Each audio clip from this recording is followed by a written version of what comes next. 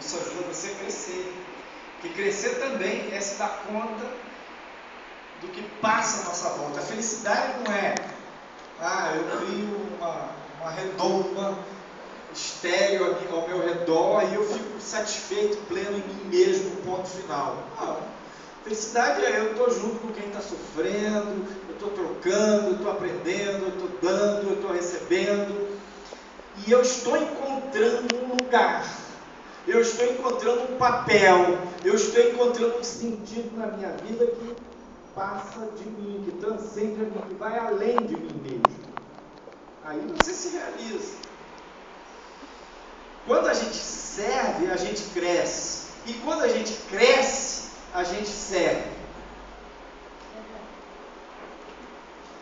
Quanto mais a gente cresce, mais disponível, mais inclinado a servir a gente está.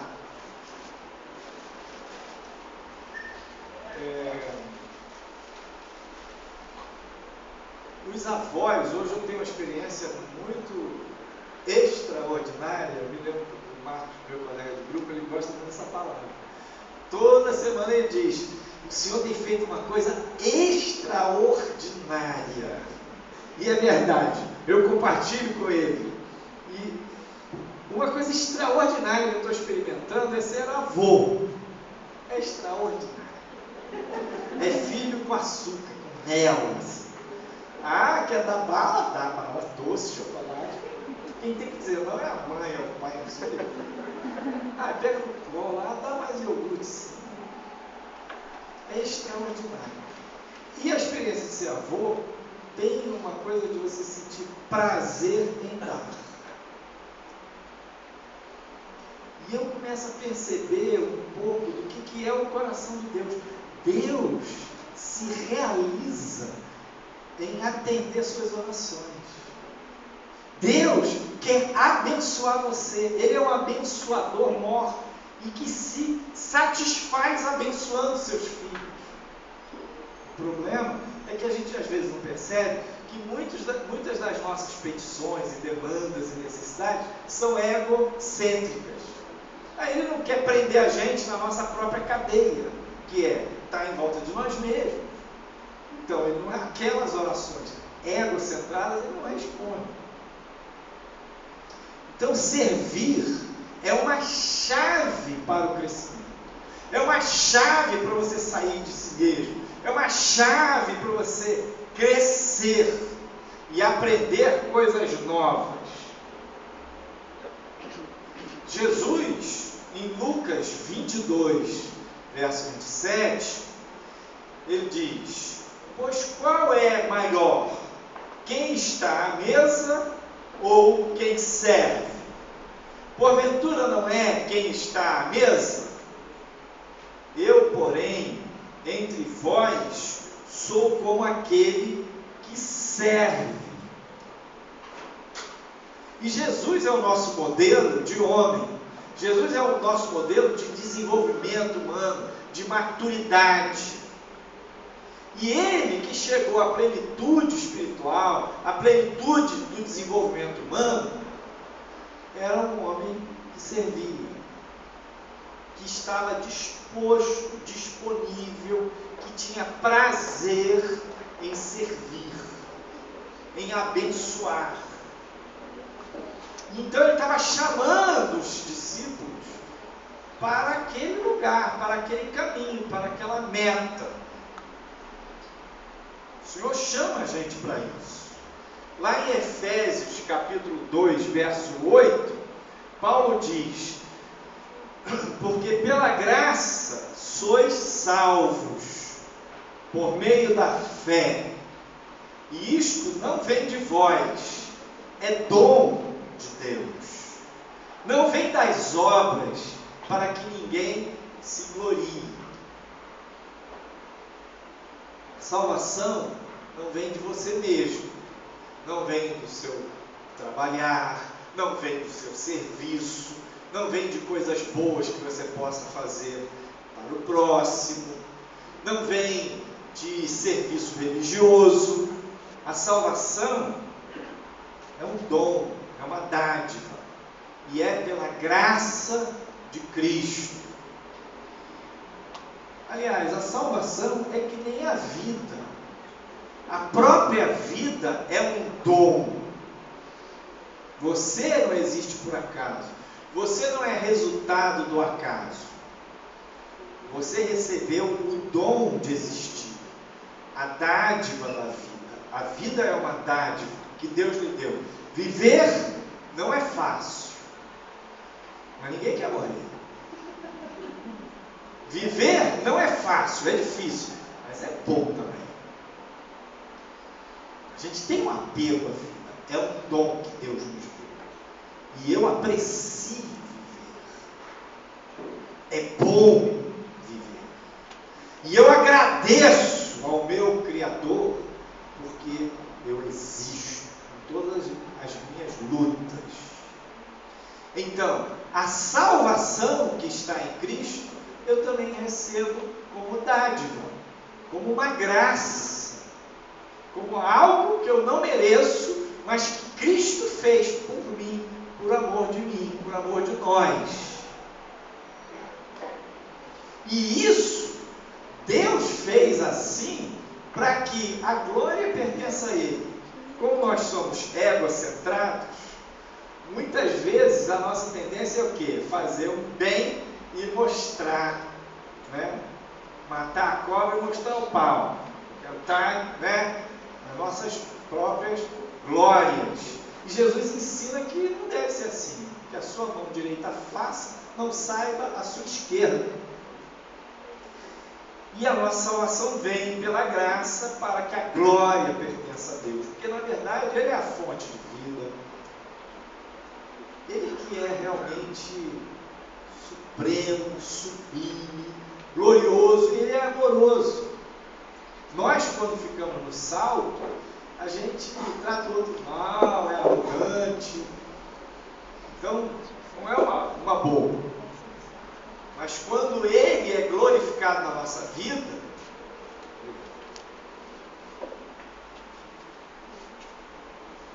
nós ficamos bem. Deus é exaltado e nós ficamos bem. Efésios capítulo 2, verso 10, diz: porque somos feitura sua. Poucas semanas eu falei esse versículo aqui. Criados em Cristo Jesus para as boas obras, as quais Deus preparou para que andássemos nelas. Eu imagino Deus quando nos viu antes da criação do mundo. Deus, quando enviou a Cristo, incluiu nele os nossos pecados. Quando Deus viu você, já filha, filho dele. Quando Deus anteviu você, nova criatura, Deus também sonhou com obras, preparou coisas boas para que você faça o seu próximo. E essas obras dele, através de você, vão emprestar valor à sua vida, sentido à sua vida e vão trazer bênção para o seu próximo. São boas obras que Deus preparou para que andemos nelas. Deus já tem um monte de coisa boa. Deus já tem um monte de presente para você distribuir. Eu contei aqui um pouquinho da vida do Sadhu Sundar Singh, aquele cara indiano que se converteu, que se tornou sadhu e tal. Tem uma passagem na vida dele muito interessante. Sundar Singh resolveu subir o Himalaia. E ele contratou um guia, porque o Himalaia porque ele queria ir pregar lá no Tibete. Tinha que subir aquelas montanhas lá da cadeia do Himalaia. A pé. ele contratou um guia e uma pessoa se aproximou na viagem e perguntou se poderia fazer a caminhada com eles. O Darcy falou, pode ser. Ele estava pagando o guia e foram subindo. E numa das noites dessa subida, caiu uma nevasca violenta. E esse homem que pediu para acompanhá-los não aguentou a caminhada e caiu. No meio da noite, no meio de uma nevasca, nas montanhas do Himalaia, e o guia disse para Sudarsini, vamos embora, vamos seguir, não tem jeito. Se você quiser ajudar esse homem, você e ele vão morrer. Eu conheço essas montanhas. Sudarsini disse, mas eu não posso deixá-lo aqui. E pegou o homem e colocou o homem nas costas e foi caminhando. E o guia ficou apavorado e disse, olha, na velocidade que você está caminhando, nós vamos morrer. Eu vou embora, eu vou seguir.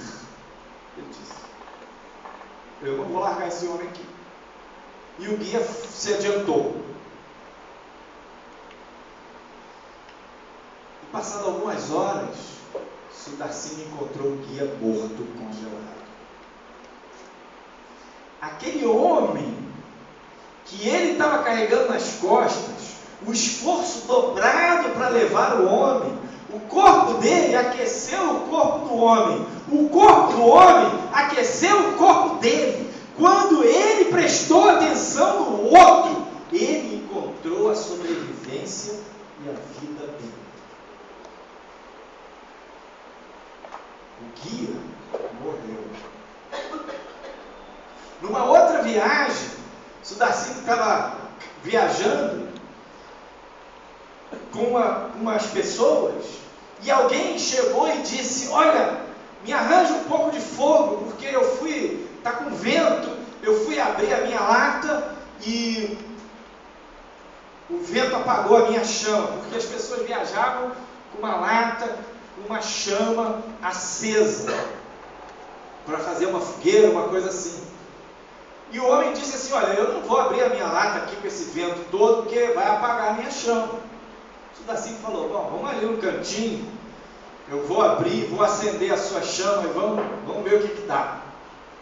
Correu esse risco, ele abriu, acendeu a chama do outro, tampou a lata e seguiram viagem. O outro pegou outro rumo.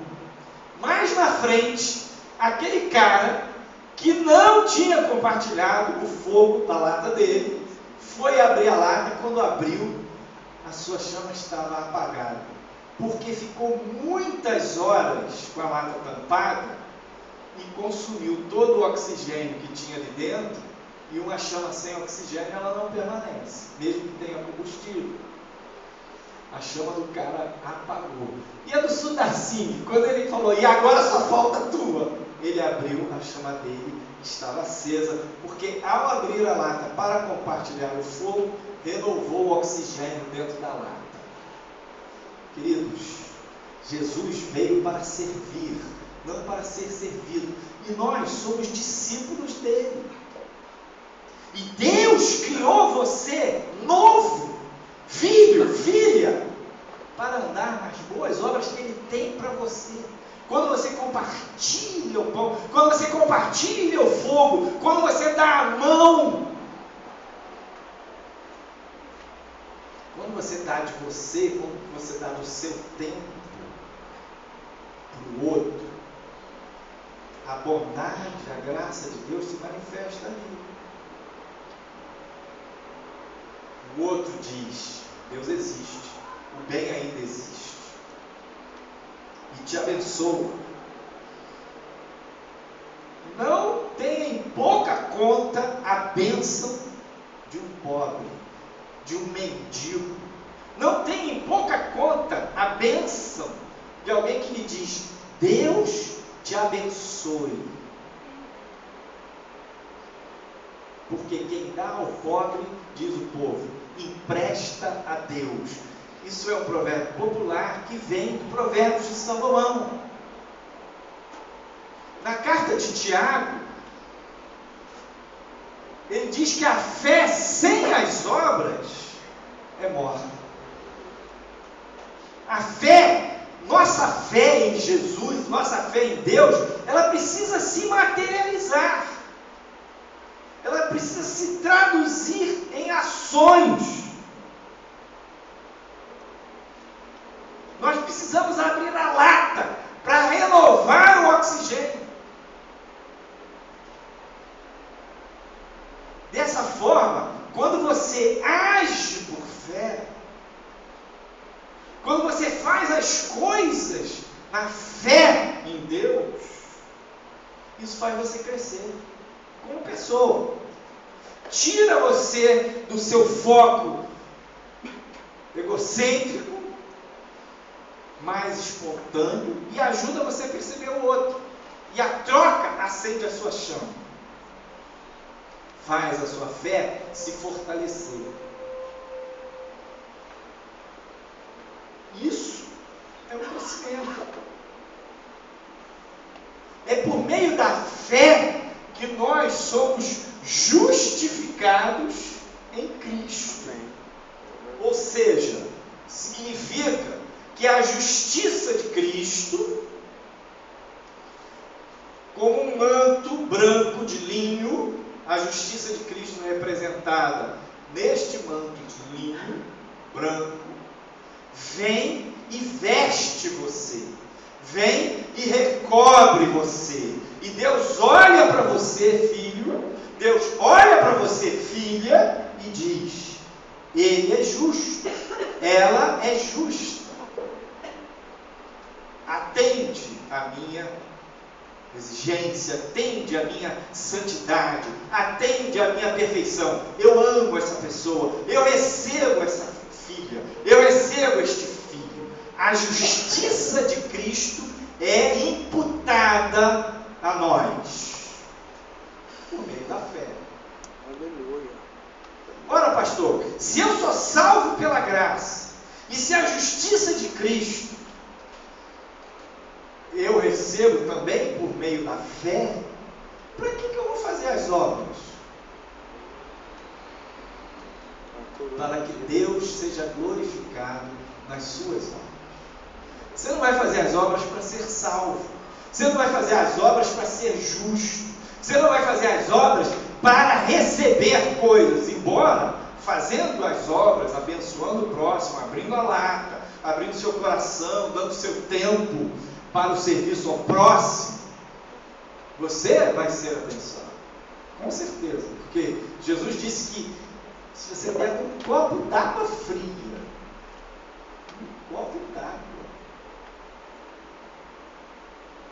Deus vai ver e vai lhe recompensar. Se você dobra seu joelho por alguém, se você pega o telefone e liga para alguém, se você dá atenção para uma pessoa, Deus vai lhe recompensar. Mas você não faz isso para ser salvo, nem para ser justo. Você faz porque já é salvo. Você faz porque você quer crescer.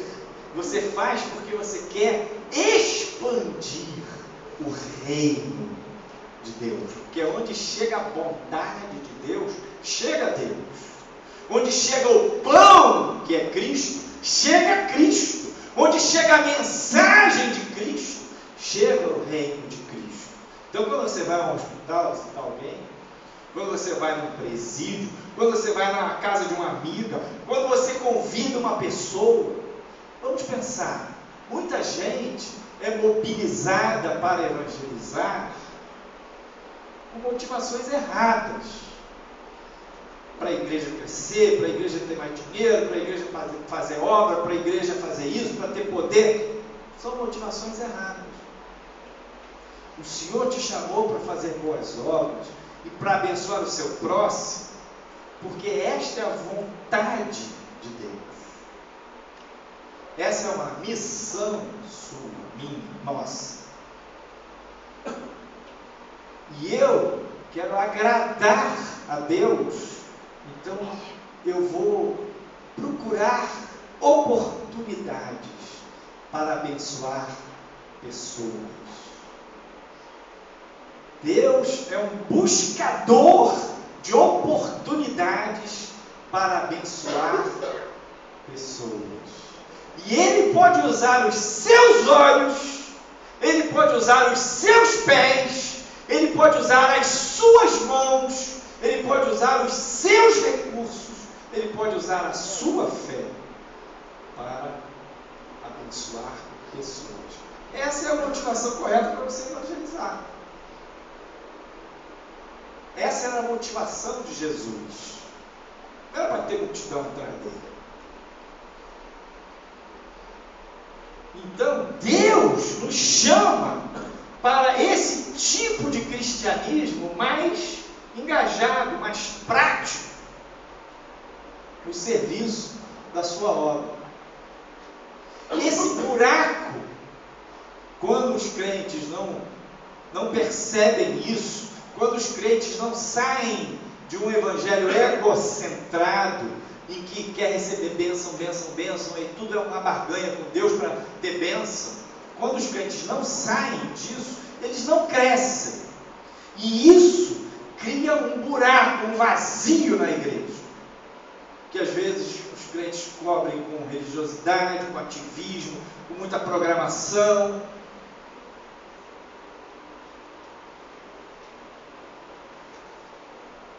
Mas fica esse buraco.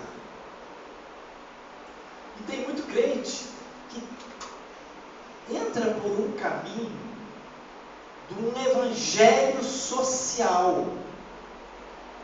Como assim, pastor? O senhor é contra uma ação social? De jeito nenhum. Mas eu sou contra um evangelho travestido, um marxismo travestido de evangelho. Eu sou contra o marxismo prevalecer numa ideologia, numa teologia cristã. Eu sou contra, porque isso não é bíblico. Jesus não foi político, não foi um revolucionário político, não foi um zelota, que era o partido revolucionário hebreu contra os romanos, de jeito nenhum. Jesus abençoou o centurião romano, entrou na casa de gente rica, entrou na casa de gente pobre, pousou na casa de Zaqueu, aquele baixinho que era rico para chuchu, e era corrupto. Era o chefe, né, dos fiscais de renda daquela época. Eu outro dia caí na malha fina lá no imposto de renda. Minha renda como psiquiatra, né, no meu trabalho no consultório, algum erro lá. E aí fui lá me entrevistar lá com o auditor fiscal. Dá uma raiva, porque imposto de renda, né, suga, você trabalha um terço da sua vida e os caras mordem aquela bocanhada do leão e você não tem os serviços governo, de volta, você tem que pagar plano de saúde, o transporte público é aquilo que a gente vê, nada no Brasil é padrão FIFA nos seus estádios de futebol. Então eu fui lá, estava com uma raiva de ter que ir, e eu sabia que eles iam me grampear, iam me dar uma multa. Aí eu fiquei lembrando, puxa, os publicanos, eles eram muito odiados, estava com a raiva daquela Receita Federal. E ele foi uma auditora, uma mulher que me recebeu muito educadamente, atenciosa, pediu os documentos. E eu fiquei orando por ela, falei, Senhor, abençoa essa mulher, abençoa essa publicana em nome de Jesus. Me ajuda a te agradecer pelo papel que essa pessoa cumpre. Então, nós devemos ser engajados no Evangelho de Jesus e não no socialismo de Jesus. Nós devemos ser engajados no servir ao próximo, e não numa política de esquerda, porque a igreja, quando fica com buraco, quando fica com vazio, ela tenta preencher isso com ativismo, com religiosidade ou com uma leitura marxista. Jesus não era marxista. O reino dele não é deste mundo. Ele não fez carga contra Pilatos, não fez carga contra César. Ele disse: dá a César o que é de César e a Deus o que é de Deus. A revolução de Jesus era a revolução do amor. Ama o teu próximo como a ti mesmo. Se o teu inimigo tiver fome, dá-lhe de comer. A revolução de Jesus é estranha, é paradoxal. O caminho de Jesus é a cruz. Quando você dá, você não fica com menos no reino de Deus, porque multiplica. Esse é o caminho do reino. Então, para que a gente cresça na fé, por meio do exercício da fé, como é que eu posso medir? Como eu posso estabelecer desafios para a minha fé e crescer nela? Fazendo boas obras, praticando boas obras. Quando você mescla obras com oração e fé, você vai ver Deus agir. Você vai ver coisas lindas. Pastor Fábio, então... Porque você sai do seu umbigo, do seu foco egocentrado. Sua palestra, então, está diretamente associada com Atos 1:8, no gerúndio, e indo fazer discípulos, tanto em Jerusalém, ou seja, tanto em casa, na vizinhança, como em toda a Judéia e Samaria, como em toda a sua rua, seu bairro e adjacências. Então a gente precisa ir. E aí eu vou pegar uma carona nisso e dizer para vocês, não é por causa de mim. Você compartilhe sobre celebrando com o seu irmão, com o seu amigo. Porque você vai compartilhar uma coisa boa para ele. Não tenha vergonha do evangelho que você crê. O evangelho que você crê é o evangelho de Cristo. E esse evangelho é bom. É muito bom. Não é pouco bom. É muito bom. Mateus capítulo 6, verso 19, Jesus diz assim: não ajunteis tesouros na terra, onde a traça e a ferrugem tudo consomem, e os ladrões minam e roubam. Mas ajuntai tesouros no céu, onde nem a traça, nem a ferrugem consomem, e onde os ladrões não minam, nem roubam. Ora, Jesus está ensinando aqui que a lógica de que eu quero uma recompensa é lícita.